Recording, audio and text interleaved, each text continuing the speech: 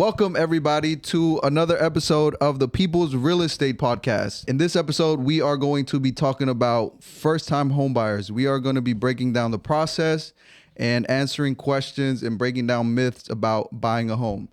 So stick around. Most of the time, people ask me, hey, I've never bought a home before. I don't know where to get started. I know that I want to buy a home, but I don't know what I need. I've seen so many videos. I've seen so many people tell me that I need 25% down to buy a home, and they don't give me that much information. So just to get this topic started, let's briefly break down and talk about why somebody would want to buy a home in the first place. I would say one of the main benefits of buying a home is just how you feel. I mean, what it makes you feel of the accomplishments, right? Of being a homeowner. I mean, it's an American dream to become a homeowner. On top of all of the other benefits, financial benefits that come with home ownership. But one of the biggest things is just simply how it makes you feel as an individual. You got to understand when they say you take out a mortgage, right? So basically a bank is going to let you borrow the majority of the money you need to purchase the home, and then you're going to pay them back. Okay. So in a way, that's kind of like a landlord, let's say, right? And then when you rent, you also have a landlord, right? But at the end of the day, there's one that your name's on the title for that property and the other one isn't, right? Mm-hmm. So in basic terms, you're going to be paying down this loan, right? Every month that you pay, you're paying down a loan. It's going towards something, right? A principal, right? That you owe, and you're bringing this down. And generally speaking, with real estate in the United States, over time, real estate tends to go up in value, right? And this is where the equity is created, right? You only owe a little bit on it now, and it's worth this much now over time. And that space in between, that's the money you've earned over time. As opposed to when you rent, that's gone, baby boy. Like, that money's gone, and the rent gets higher every year. Like, I've never heard of rent going down. Yeah, never. Right. Okay. So yeah.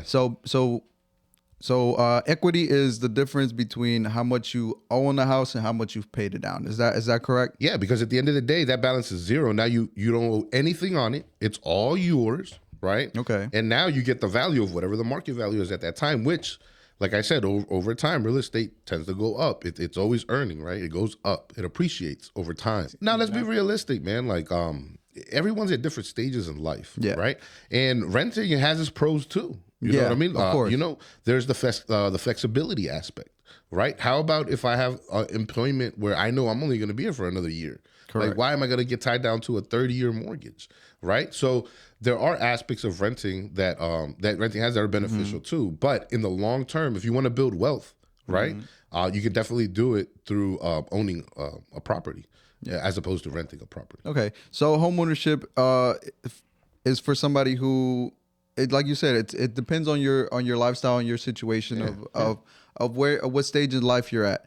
Because this is most certainly true, right? Because if I'm somebody who's, let's say, I have a good job, I live a busy lifestyle, I'm rarely home, I don't really have a wife and kids, it's just me and my dog.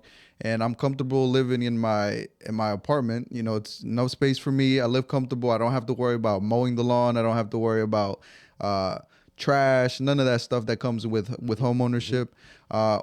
If I'm good with that, I don't see why I would want to be a homeowner. So pros and cons, right? Yeah. So that's kind of a pro of being a renter. But then you're also, your monthly your monthly rent payment is going towards straight interest. You're not building equity over time, which is one of the perks of owning a home. Would you guys agree with that? Yeah. To a certain degree, because I always look at it as, okay, acquisition, right? If you have the capability of purchasing, I always think that you should buy, because there's a huge investment benefit for you being a homeowner, even if you are in a place for just a limit. Now, let me take a step back. Now, if you are not familiar with the community, the neighborhood where you're at, then that may change your attitude a little bit on home ownership. But if you are in a place where, kind of like what Renee said, home appreciation, it just tend to go up. I mean, it's just how the U.S. works. So Yeah. if you purchase a home and you are able to acquire this home, I think it's best for you to try to get this home, because let's just say that you're going to have to move to another state. Well, you could even rent that home out, right? Or you could sell that home, right? Or let's just say that the value didn't go up or the rents, but guess what? You still get some tax benefits, which could be very beneficial for you. So you got to really think about it in that manner sometimes. And I look at it as, yes, it depends on where your mindset is. And if you have an investor mindset, a financial gain mindset, I would say definitely home ownership is a way to go if you can acquire it the right way, right? And that's really a lot of different things what goes into that, like your down payment and closing costs and credit, and we'll get into that. Yeah, so you guys heard it here first. There's a lot of benefits to owning a home, and that would lead us into our next talking point, which would be how much money do I need to buy a house? You know, because I've heard it from different sources that I need 20% down. Is that always the case? Do I need a large amount of money to be able to buy a house? All right, so it depends who you speak to, right? The traditional way of trying to buy a home was giving 20% down, right? And with giving this 20% down, what would happen is that you didn't have to carry mortgage insurance. Okay, what's mortgage insurance? Basically, an insurance policy against you not paying your mortgage, right? And you pay for it if you don't come to the table with 20%, and that's usually what happens. People want to eliminate mortgage insurance. I don't want that on there, because you pay an extra premium for that every month. Yes, it's included in your mortgage payment, right? It's all together in there. Yes, right. And correct me if I'm wrong. Mortgage insurance is not for the homeowner. It's for the mortgage company. And you pay it for the exactly client. in case you mess up. Yes. That's what I'm saying. Yes, this is very important to talk about, because people can get confused here, right? Yeah. It's not to protect the buyer; it's to protect the lender. The lender, yeah, from you defaulting on the mortgage. You also carry a hazard policy, right? Which will cover the property, roof, things like that. So you also carry that, right? But so mortgage insurance, basically, that's what happens. It comes into play when you don't put 20% down for a home. Okay, but here's the thing, how much really is that? So that sounds like, oh, that sounds scary, right? But that's not necessarily a lot of money. It depends on what property you're buying. Right. So that's the traditional way. All right. Or let's say the way, when mortgages first started, all that. Right. But man, like what's the average, in your area, what's the average price for a home? Let's say $400,000. $400,000. All right. 20%, that's $80,000, bro. Yeah. You know what I mean? That's just the down payment. It's a lot of money. And then you have closing costs. You have closing costs. That's not all the money you need to bring to the table. So let's break that. So let's talk about that. Okay. Just that aspect, that what you need to bring to the table. At the end of the day, usually a transaction, if you're a first-time home buyer, you're going to need to bring a down payment to the table and closing costs to the table. Those are the two things. And then the lender is going to tell you, this is the total you need to bring. Both of those combined. Cash. All right. Yes. Down payment is exactly what it sounds like. It's how much you give towards the loan, and then the balance is what you pay over the next 30 years, right? And then closing costs or other costs involved with the sale, like let's say taxes. All right. You have to pay, your taxes. Sometimes in some counties you need to prepay taxes X amount of months, right? There's the title. You need to pay the title company for transferring the title from the previous owner now to you. And there's other fees involved, right? And those will be your closing costs. Yeah. Correct? So those are all the fees that are encompassed in closing costs. Yeah, in closing costs, not all of them, but that for majority, some examples, because everyone has different closing fees. Right. See what I'm saying? Yeah. Depending on what property you're buying, how you're buying it, all that, right? So what we were originally talking about was down payment, right? Yeah. So you don't. So to start there, you don't have to give 20%. Right. There's a lot of options where you don't have to give 20%. Get in touch with a local lender that has local programs. Let's say, we've helped nurses, right? Because they're nurses Teachers because they're teachers, right? Military. Military, right? Police. Law enforcement because they're law enforcement. So there's programs out there already built in. Sometimes it's just because of where you live. Like the other day we were talking about it here in Maryland, the Greenbelt, Maryland. We met the mayor, right?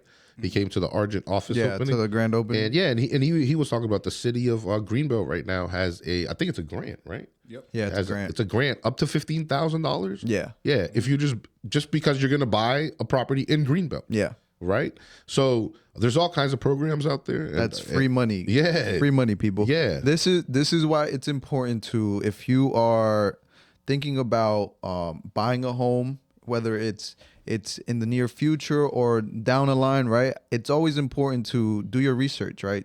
Talk to a professional, like, because your situation, it's different from the next person, right? That's why it's important to talk to a real estate agent, talk to your lender, right? Tell them about your situation. That way you come up with a strategy, you come up with a plan. So to get you prepared, if you're not already prepared, because it's been instances, right? It's been situations where we talk to people and, they're just, okay, they think they just need the down payment and I'm good to go, right? But then, and they're like, okay, let me go talk to an agent. I'm ready to buy a house. Yeah. And then they go talk to an agent and then they put them in contact with, they talk Closing with, costs. they talk to a lender and they're like, closing costs. Oh, my credit's not that good. Oh, I just bought a car, so I have too much debt, and it's gonna offset my DTI, which is your debt to income ratio. So this is why it's important to. I don't know if you guys would agree. It's important to talk to a lender or an agent first. Come up with a game plan, whether you are ready, whether you feel like you're gonna buy in the near future or down the line. Yeah, but Redfin said my payment was going to be $1,000. I'm gonna tell you this: Redfin, the Zillows, the calculators. Yes, they tell you for principal and interest, but they're not including taxes and insurance. Yes. Right? Sometimes they don't include the same HOA fee or that's listed in the listing. You know what I mean? The HOA fees, and these are all the factors that's going to really determine. So, kind of to take a step back is, let's talk about how much it costs to get into a house. Like we were saying, can you get into the house for no money down? What's the minimum? Let's not say, I don't want to say no money. Let's talk minimum, right? Minimum. Okay. Well, So it depends, right? Because once again, right, like we talked about the grant in Greenbelt, right? Sometimes there's grants coming in Montgomery County. Sometimes there's grants in Baltimore. I mean, there's always some type of grant that's the government or the state is giving to the people, and you just got to know about them. But the thing about that is that these grants usually run out of money. Yes. Right? So you got to it's kind of like first come, first serve, right? Yeah, first come, the money is not there infinite, So you got to know where you're doing. And then there's usually certain guidelines, overlays that really determine, do you qualify? Like the one in Greenbelt, you got to live in Greenbelt, right? You have to rent it in Greenbelt for at least 2 years. See, so these are the type of things you need to know when you're trying to assess these grants. Right? This is why it's important, guys. It's important. I can't stress this enough. It's important to talk to an agent. Just like, ask questions, right? Like, hey, even if you, like I said, there's no commitment. We're not gonna force you into anything. It's always just free information. I'm always putting out content. I'm always educating people because I feel like leading with value is very important, right? Definitely. Because it's not just always asking people for your business. It's just giving people the information that they need in order for them to be able to make a decision. Yeah, make the right decision. Right. Or a good decision for them and their family. So, when it comes to down payments, there's always, not always, right? It like Carlos said, it's limited funds, right? There's down payment assistance programs to help you minimize your down payment. And then depending on market conditions, we're able to negotiate closing costs to minimize that.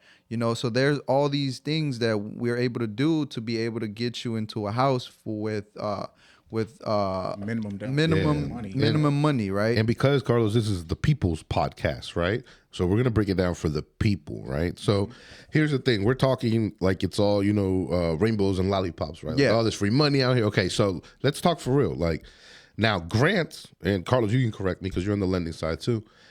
Grants usually, from my understanding, you're not going to pay those back. Okay, so here's the thing: or all lenders have different programs, different kind of incentives for buyers, all this, right? Grants you're not going to pay back. So here's my thing. This is what I'm trying to tell you guys. Be aware that not all money is free money, or that there's might not be requirement stipulations, things attached to that money. Some will just put it on there as a second loan, right? And sometimes that's fine because there's no interest and no payments on that second loan. Sometimes other people, or other programs, right? They'll give you down payment help, but it comes with a higher interest rate. Yep. Be aware of that, right? And sometimes that's worth it. You know what I mean? Sometimes it's not. Sometimes you got to be aware that, hey, there's rules like you can't sell this home in the first 5 years of ownership. You can't refinance this in the first 2 years of ownership. So all these rent it out. You can't rent it. So all these kind of helps or money and stuff, they do come with with strings attached, right? Yeah. But there are some, the good ones, that are just free and clear. They're not going to raise your interest rate. You don't have to pay it back. There are no rules, or it's real free money that they're giving you because we want to promote home ownership in this country, right? So just that. So I'm just wanted to clarify that. Be aware. Ask questions. Hey, am I gonna have to repay this because I'm taking this money? Is it costing me more in interest, right? And find out. Sometimes it's worth it. Sometimes they'll give you $12,000, right? And you don't have $12,000, and really the payment's only gonna go up $12 more. Hey man, for $12 a month, I'll figure out how to make $12 more a month. Yeah. Right? Or save $12 more a month. If you're gonna give me this money, right? Because I don't have $12,000 on hand. Yeah. You see what I'm saying? So sometimes it's worth it. Just my whole thing is find out. We're ask why you're getting this money and how you're getting it. And like I said, are there any prepayment penalties or things like that, right? Buy the ugly duckling of the neighborhood, of a great neighborhood. Yeah. Brilliant. Right? Brilliant. Right. That's a great way to buy a house sometimes. And when I say ugly duckling, what that means is it's not going to be in the best of conditions. Okay. But the neighborhood is awesome, right? And I know this is where I want to live, but the problem is my lender or my realtor or my lender are telling me I can't look at these kind of houses that aren't livable. So what do I do? Because that is the house I want. But I also don't have the money. The lenders tell me I can't even buy it. And even if I did, I don't have the money to fix it, right? But that's what I want, right? How do I accomplish that? 203K. Yeah. FHA 203K. Excellent product. And I think there's 203K-A and 203K-B. And you guys look that up. Go on the FHA website. Yeah. But here's the thing, man. They'll let you borrow the money to buy the house and fix the house in one loan. So if that payment at the end of the day makes sense for you, man, you can buy the house you want in the neighborhood you want, even if it's not a house that's livable at this moment. To me, that's brilliant. To me, that's the hack. So that's a hack. That's a real estate hack right now. And like I said, that my personal friends, it isn't easy, right? Yes. And I say this because at the end of the day, you have to balance two transactions. You have to balance the purchase and the renovations, right? And since they're letting you borrow the money, you can't just go to, Uncle Bob that's a contractor and say, Uncle Bob, or a handyman, sorry, that's not licensed, insured and bonded. Hey, you do the work. You can't do that, right? They're going to oversee how the money is spent and make sure that it's well spent. And it's actually in your benefit because what they come and do is make sure that, this contractor isn't, selling you, it's going to take your money and run. Yeah, basically, take your money and run, right? And the way they do that, first of all, that contractor has to be very experienced in this process. Yes. Right? Because if not, they're going to lose money. Because the way it works is, from my understanding, they actually have to front the project to begin with. And then they're compensated by the lender through stages. And draws. In draws, yeah. So, you finish part A, the contractor's a front. They have to put the money up for that. Yeah. And then they're reimbursed. And the reason the contract likes that is because they're dealing with professionals, a real bank that's not going to stiff them, right? Yeah. So contractors are like, 2 or 3. There's some contractors that love 2 or 3Ks, right? Yeah. But it's not the easiest in the sense that, like I said, it's not your money, right? So they're going to guard their money well. But it's in your protection at the end of the day. You don't want a contractor to overcharge you, basically, at the end of the day. So you're going to have a layer of protection, right? So the way I see this is, first of all, it by the sound of it's amazing product. Great product, right? It's amazing product. And I feel like this would be perfect for somebody who wants to be able to have a big say in how the house is renovated And if you see potential in the house, right, like you said, if you find a diamond in the rough kind of situation, like you see the potential that in that home, and it's just you have to be able to unlock that value in that property. Buyer has the mentality right now is, hey, look, if I'm buying at the top and I'm paying the most, then I want this house to be ready. I don't want it to have zero problems. You see what I'm saying? And that's the thing. That means that ugly duckling that's in the corner that the buyers don't want that right now. Yeah, they're not interested. There's not that much competition for those type of homes properties that need renovation. And in this market, those are the homes that are sitting longer in the market. Yep.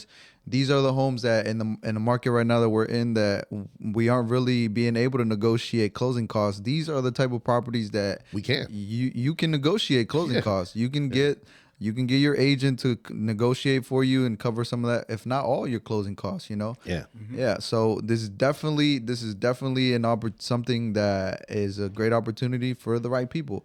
And if like I said, once again, if you guys are interested in any of these loan products or want to get more information on the process, please feel free to reach out to any of us. Our information will be linked in the description.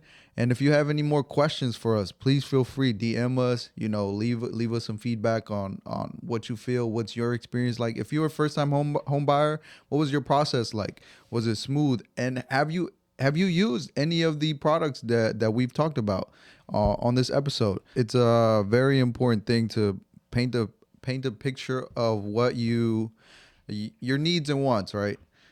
This is something that's very common for us. Is like when we talk to first-time home buyers or any buyers in period, we want to paint a picture of what you imagine yourself or living in or being able to purchase, and what you're actually in reality are able to purchase with the budget that you got approved for, and what you can, and if it's even worth it for you, because like most people, I think you said it right. Most people want to buy at the top of the market. They want something that's right now, that's live-in ready, that's fully renovated, that they don't have to put no work into, and that's for there's nothing wrong with that. But there's also, you have to see the value in buying that little fixer upper that's livable but just needs a little love. Somebody who just that ugly duckling, right? You need to really speak to someone that says, hey, this is how I'm going to get you from point A to point B, or from A to Z, or however you want to look at it, right? Okay. If you are a first-time home buyer, right,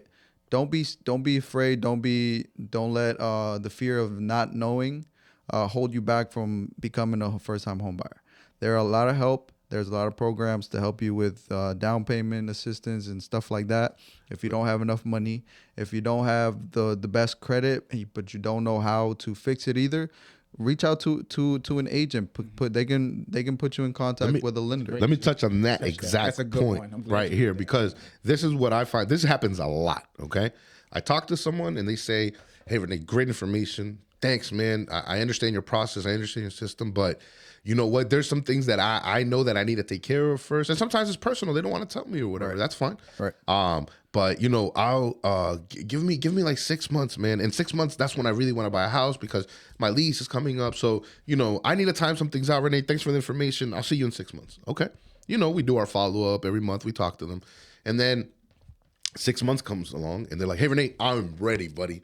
I paid off this. I did what I needed to do. Let's go. Let me get a house. They're excited. Their lease is about to be up. I say, okay, man, send them to Carlos, send them to a lender if it makes, whoever makes sense. And they pull their credit. Oh, Renee, look, they look good, man. They make great money. But man, in 2017, for some reason, they owe T-Mobile $150 here, man. You know what I mean? And then we go back to, hey, it says, oh man, I forgot, man, that my cousin, I took out a phone for my cousin and they didn't pay it. And oh man, it was this whole thing. I thought it was cleared up. Well, because of that, buddy, we got to wait now 2-3 months to clear this whole situation up. Yeah. It's only $150. Yeah. You know what I mean? It's not a big deal. $150 can hold you back. This is what I'm saying. So my whole thing is to say this. If we would have checked 6 months ago, you would have known this little detail that you forgot about. Things happen, you forget about, or something happened on your credit you're not even aware of. Remember, there's 3 bureaus, right? You could be on Credit Karma, and I think they only check Experian and TransUnion, right? They don't check Equifax. Yeah, and then say your Equifax, that's where the T-Mobile reported it to, and you don't know because you're checking Credit Karma, and you're like, oh, I'm great. Yeah. You see what I'm saying? So that's the thing, people like. So, and we can talk about FICO. We didn't talk about FICO score. No, we didn't. Let's tell them about that. Yeah, touch about FICO, because you could be on these apps and they go, you have a 700 or a 690. Yeah. But then you check another app and what happens? And it's totally actually your mortgage credit is totally different. And a lot of people, they don't understand what credit score we use to qualify you for a home. See, so as a lender, we actually use your middle credit score. We look at all three and we use your middle credit score. FICO Let's score. Yeah, well, it's Some maybe people your call it FICO, right? We actually look at all credit bureaus. So let's just say you look at Experian, you got a 600, right? Your TransUnion, you're at a 650. And your Equifax, you're at a 700. Well, we're going to have to use your 650 credit score. Everybody be like, but I have a 700. Well, Yeah, how come we can't use that? exactly. Well, we can't. We're not using the low. We're using your middle credit score. yeah. So that's a big thing. Yeah. Luckily, they're not using your low one. They're not using your low one. They're right? fair. They're going to use your middle one, right? And so my point was that, like, yeah, you know, we have technology, we have the apps at the end of the day, man. But look, this is not what you do for a living. You know, this is what we do for a living. Yeah. You know, so put it in our hands, man. Trust us. We'll guide you, right? And like I said, man, we can nip stuff like that in the bud. Like in that example I gave you, if we would have checked 6 months ago, this guy right now, everything would have lined up for him. He would be happier. Now he has to, you know, either go month to month on the lease and pay $300 extra a month or whatever it is, man. Just because of a little piece of information. You know? And let me hop on one more thing with the credit is collections, right? People tend to have things in collections, right? And we're not talking about medical collections because that doesn't really count against you. A lot of people let that scare them. Oh, I got medical collections. I can't buy it because I have this, I got that. No, we don't even look at that, right? Lenders don't even now, not for mortgages. Yeah, now we will look at your Verizon. You know, we will look at if you have, you know, a car or something like that, right? We look at those type of debts, you know. But there's so many different ways that you could increase your credit score. I mean, you could DTI. A lot of people think, oh, I got to pay down this credit card. You got a $5,000 credit card and you're at $4,500. Well, guess what? There's another way. You could get another credit card. You can increase your limit, and then that's lowers your optimization, right? Yeah. So that right there will increase your credit score. Just right there. You could get trade lines. I mean, there's so many different ways you could. People think that you could dispute stuff and get that stuff off your credit. And if you owe it, you owe it. Yeah, if you owe it. You really can't get that off. Late payments, you can't get that off. I mean, one of the worst things, like we saying, are those repos. Yeah. Some people, they go out there and buy furniture or buy cars before. I say, buy your house first. Yeah. Right? And then you'll be surprised. People will give you whatever you want. Yeah. That's good. And that's another, just real quick point. When a lender looks at your debt, they look at your monthly obligations to that debt, right? So you can owe, you know, $10,000 on a credit card, but if the minimum $75 a month, the lender only looks at the $75 a month portion. Correct. You see what I'm saying? 100%. So just to let you know, so don't let that you have some debt scare you off. You know, some people have debt because they know they're going to come into some money later. You know, they have it figured out. You know, they got to carry the debt right now. Correct. Yeah. And that's facts, right? What's that? It's the debt, right? And then it's the credit score, right? Yeah. So if your credit score is at a 720, you know, and you got debt, hey, we don't care. You got that'll boost you up. Yeah, you got 100. Yeah. But now if your credit score is like at a 620, And you got a bunch of debt. and you got debt, or let's just say your credit score is at 620, you don't got no debt, you know? I mean, because people who don't have credit, they got a problem as well. Yeah. Right? Yeah. So this is when you need to get a secure credit card. You may have a friend, an uncle, a cousin. You can become an authorized user on their credit card. Hack. Right? We gotta have like a sound for the hack. Yeah. No, we definitely credit score is a whole nother episode on its own, and it's very important, but it's not something that should be able to. It's not something that will hold you back forever. No, it's something that can be fixed, that can be taken care of with the right advice. You know, but you have to start there. Get some advice. Talk with somebody. Don't talk to your uncle, your brother, whoever. Talk to somebody who's done it, and so you can be able to be on the right path to fixing your credit score and being able to get yourself a home. Fellas, anything else that we want to add before we wrap it up? So just to recap, so it's not so scary. What Carlos says is when you go to a lender, this is all you need. At least to get a preliminary view of what's going on, right? Obviously, once they look into you and they need some more paperwork, then they got to go into that. But just to get an idea, pay stubs, you have those. Some people have those on the app. Yeah. You know what I mean? It's not that hard, people. Pay stubs, you're going to want to take a look at your last 2 years of taxes, correct? You have those somewhere. Okay. That's in a desk or a drawer somewhere, Okay. right? And then you need to authorize the lender to check your credit. Bada bing, bada boom. It's not that hard, people. Like we're not asking for a lot. You know what I mean? Just how does your money come in, and how do you report your money to the government? That's it. We just verifying what you tell us. And bank accounts. Do you have any money? You see what I'm saying? Do you have any money? And guess what? That doesn't stop you from buying a house. If you don't have no money, we just need to know. We just need to figure it out. We need to know how to. Yeah, I think that's where a lot of people or some people will feel like uncomfortable. Yeah. Sharing those type. Yeah, it's personal stuff. It's personal stuff, but we aren't gonna go around like we're not judging you. We're not judging you. We've seen it all. We've seen worse. Yeah. Whatever you got going on, we've seen worse. At the end of the day, we are just trying to get an idea of your situation and see how we can help you. Yeah, give you a plan. That's you'll be ready in 3 months. That's literally it. You'll be ready in 6 months. Don't let the fear of you feeling that you're not prepared hold you back. Exactly. At least talk to a professional, get their input, and so they can put you on the right path. All right, man. Yeah, this if you guys have any questions, if you want more information, once again, please feel free to send us a direct message. All our links will be in the description. Check out our website. And please leave us some feedback. What did you guys think of the episode? Love it. Did we do good? Did you get some information? What was your favorite part of the episode?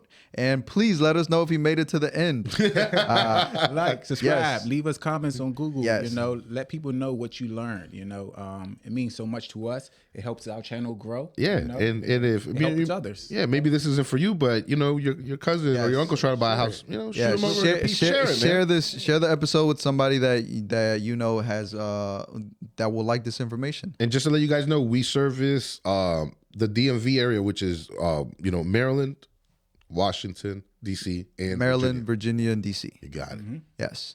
Well, this has been Carlos, Renee, and Los, aka the other Carlos, for the People's Real Estate Podcast. And have a blessed day, and we will see you guys next time On the next one.